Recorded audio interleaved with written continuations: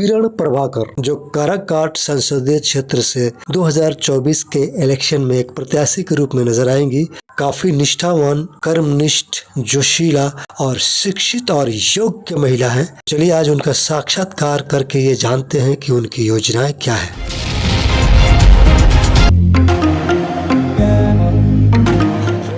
This is देवा सिंह और आप देख रहे हैं दुनियादारी एक्स।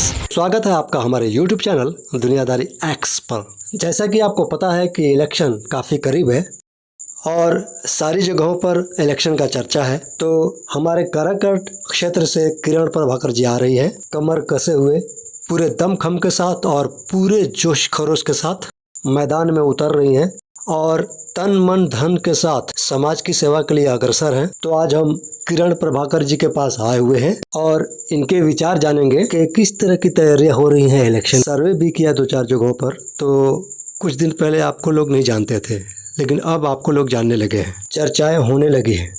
किरण प्रभाकर जी भी कोई हैं जो काराकाट से हैं और वो आ रही हैं। मैंने पूछा कि भाई आप किसकी तरफ से आप वोट देने वाले हैं, तो काफ़ी लोगों का जवाब आया कि किरण प्रभाकर, ऑब्वियसली, क्योंकि वो हमारे क्षेत्र की है, लोकल है। अगर जीतेंगी तो हमारे घर तक वो आएंगी, हम वहाँ तक जा सकते हैं। अगर बाहर का कोई जीतता है तो ना तो हमारे घर तक आएगा और ना हम उनके पास तक पहुँच सकते हैं। तो काफ़ी मजबूत होता जा रहा है लोगों का विश्वास आपके लिए। तो उस विश्वास को बनाए रखने के लिए आप क्या करेंगी, क्या कहना चाहेंगी? तो इसी संदर्भ में मेरे दिमाग में ये भी बात आई कि सिर्फ हम अपने 2 हाथों से और अपने तन मन धन के बदौलत हम समृद्धि का सपना साकार नहीं कर सकते। तो उसके लिए हमें पॉलिटिकल पावर में आना पड़ेगा। तो उसके लिए हमने 1.5 साल पहले से तैयारी की है कि लोगों से मिलना, अपनी बात बताना, जो उनके लिए उचित है करना, वो सारा कुछ हम कर रहे हैं। लेकिन चूंकि ये काराकाट क्षेत्र जो लोकसभा मेरे जन्मभूमि का क्षेत्र है, मेरे ख्याल से 18-19 लाख मतदाता हैं, यहाँ वोटर्स हैं। और इतने लोगों तक अगर मेरी इतनी पहुंच हो पाई है कि अगर आप जा रहे हैं और जैसे पहले आपको नहीं सुनाई देता था, लोग कम जानते थे, पूरी तरह से समर्पित हैं, तो मुझे बहुत अच्छा लगा। और जिन्होंने भी बोला उनको मैं बहुत बहुत धन्यवाद देती हूँ। कम से कम उन्होंने मुझे समझा। ये कैसे प्रत्याशी आ रहे हैं जिनको लोग बच्चा भी जानते हैं, जिनका नाम पवन सिंह है, तो क्या आपके मन भी कहीं ना कहीं मतलब कुछ डर है उनको लेकर कि भाई वो आ रहे हैं तो मतलब उनको काफ़ी लोग जानते हैं, बच्चे जानते हैं, तो पता नहीं क्या होगा? नहीं, लेके डर तो बिल्कुल नहीं है। और मुझे पता है कि जो वो बेशक अच्छा गाते हैं, अच्छा प्रोग्राम करते हैं, उस काम में वो ठीक हैं। उनका एक फील्ड है कि जहाँ वो उनके नाम को लोग पसंद करते हैं, उनके काम को पसंद करते हैं। लेकिन कहीं भी एक नाचने गाने वाला आदमी, इंटरटेनमेंट की दुनिया का आदमी, सेवा की दुनिया का में तो आ ही नहीं सकता, क्योंकि उसका यहाँ पे नो एंट्री है। वो यहाँ जीत कर जाएंगे, यहाँ से तो जाकर दिल्ली में, मुंबई में जाके मूवी बनाएंगे, अपने पेशे को, अपने प्रोफेशन को आगे बढ़ाएंगे। वो कभी आपका दुख दर्द समझने नहीं आएंगे। और आप भावावेश में अगर उनको चुन लेते हैं तो फिर आपके पास पछताने के लिए वो कुछ छोड़ जाएंगे, वापस यहाँ से उड़ जाएंगे। तो सोचने का है। और वैसे भी मुझे लगता है कि वैसे समझदार लोगों का यही कर्तव्य होना चाहिए कि जिसका जो फील्ड नहीं है उसमें वो हस्तक्षेप ना करे तो अच्छा है। ऑपरेशन थिएटर में डॉक्टर को ही जाना चाहिए, किसी रसोइया को नहीं जाना चाहिए। बेस्ट हो सकता है ना, वो मैं बेस्ट दे रही हूँ पिछले 1.5 साल से।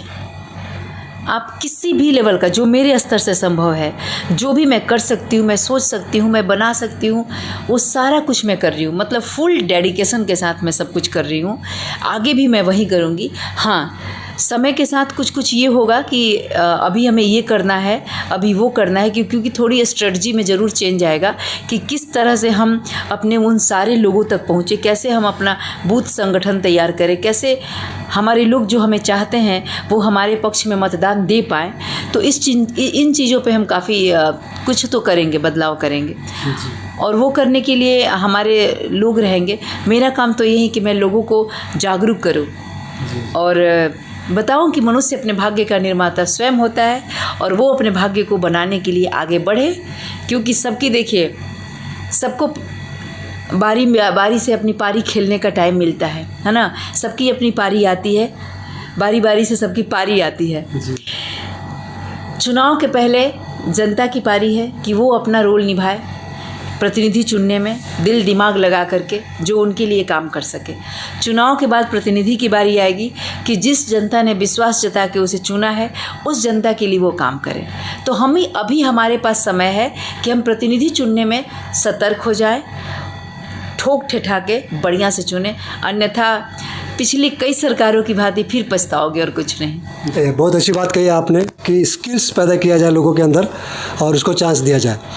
लेकिन नवयुवकों में बेरोज़गारी को लेकर काफ़ी आक्रोश है। लोग यहाँ के लोग, खासकर मैंने यहाँ पर देखा है कि यहाँ के लोग स्किल्स के पीछे नहीं भागते, सरकारी जॉब के पीछे भागते हैं, सरकारी नौकरी के पीछे भागते हैं। तो उनको यही चाहिए कि कौन मुझे रोज़गार दिलाएगा, अगर जो मुझे रोज़गार दिलाएगा हम उसको वोट देंगे, चाहे वो कोई भी हो। तो क्या आप रोज़गार के लिए कुछ कर रही हैं? बट रोज़गार कई तरह के होते हैं, लेकिन यहाँ के नौजुवकों के नज़र में सिर्फ सरकारी जॉब ही उनके लिए रोज़गार होता है और कोई रोज़गार नहीं होता है। हाँ, ये ना बड़ा ही चिंता का बात है। सरकारी नौकरी का हम अपने आपके दर्शकों से बोलना चाहेंगे, सरकारी नौकरी के लिए इतना जुनून प्लीज़ मत पालो, क्योंकि इसके प्रयास में आपका इम्पोर्टेंट समय निकल जाता है और फिर पूरी ज़िंदगी अभिशापित हो जाती है। तो प्लीज़, और एक प्राइवेट वाले की ही पत्नी हूँ मैं, प्राइवेट जॉब वाले की, जो मैं इतना बड़ा बेड़ा लेके आई हूँ। तो आप लोग एक बार प्राइवेट के चार्म को समझो कि प्राइवेट जीवन में क्या कंफर्ट है, क्या ऐशो आराम है, क्या पैसा है, क्या इनकम है, और जिस लेवल का आपका मेहनत होगा उस लेवल का आपको रिटर्न मिलेगा। सरकारी नौकरी में आप लाख हाथ पैर मार लो, आप वहीं के वहीं रहोगे। बस इतना ही है कि आप इसलिए सरकारी नौकरी खोजते हो कि मेरा जॉब सिक्योर रहेगा। तो मैं आपको एक बात के लिए आश्वस्त करती हूँ, चाहे वो प्राइवेट जगह हो या सरकारी जगह हो, अगर आप अपना काम ईमानदारी से और मेहनत से देते हैं, आप अपने काम को लगन से करते हैं, तो प्राइवेट वाला भी नहीं छोड़ेगा, सरकारी वाला भी नहीं छोड़ेगा। आपको अपना काम में ईमानदारी देना ज़रूरी है। अब सरकारी, फिर भी आप अगर ये चाहते हो कि मैं काम ना करूं और फिर भी मेरा जॉब सिक्योर रहे, ये सरकारी में होता है, तो इसका रिज़ल्ट आप ये देखिए कि आपके समाज से पड़ता है। मान लीजिए कि आप सरकारी स्कूल के टीचर बन गए और टीचर बन के आप घर पे बैठे हुए हैं, नहीं पढ़ा रहे हैं, स्कूल में सो रहे हैं, पंखी हाँक रहे हैं, बच्चा लोग हल्ला गुल्ला कर रहा है, तो इसका इम्पैक्ट भी पड़ेगा। इसका जो दुष्परिणाम होगा वो आपको देखने को मिलेगा कि आपके बच्चे आपको जो वहाँ पे लाया गया है कि आप बच्चों को रोशनी दो, वो अंधेरे में भटक जाएंगे। तो आप अपने कर्तव्य से चूकेंगे तो आप अपना ही क्षेत्र, अपना ही पैसा, अपना ही सब कुछ खराब करेंगे। तो इससे कभी हमारा विकास नहीं होगा। तो मैं कह रही हूँ, जहाँ भी रहिए, प्राइवेट में रहिए, सरकारी में रहिए, ईमानदारी से काम करिए, और सिर्फ सरकारी ही नहीं, इससे ऊपर भी कुछ सोचिए। आपको अगर कुछ सोचना है तो कैसे हम ईमानदारी से, मेहनत से और दिल लगा के अपने काम में अपना सब कुछ दें, अपना समय, अपना मेहनत, उस पर फोकस करने की ज़रूरत है, न कि सरकारी और ये और वो।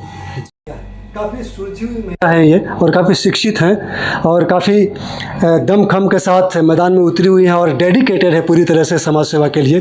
तो फैसला आपके हाथ में है कि आप किसको सत्ता में लाते हैं। तो इसी तरह के वीडियोस देखते रहने के लिए और अपने आसपास की खबरों से अवगत रहने के लिए आप हमारे यूट्यूब चैनल दुनियादारी एक्स को सब्सक्राइब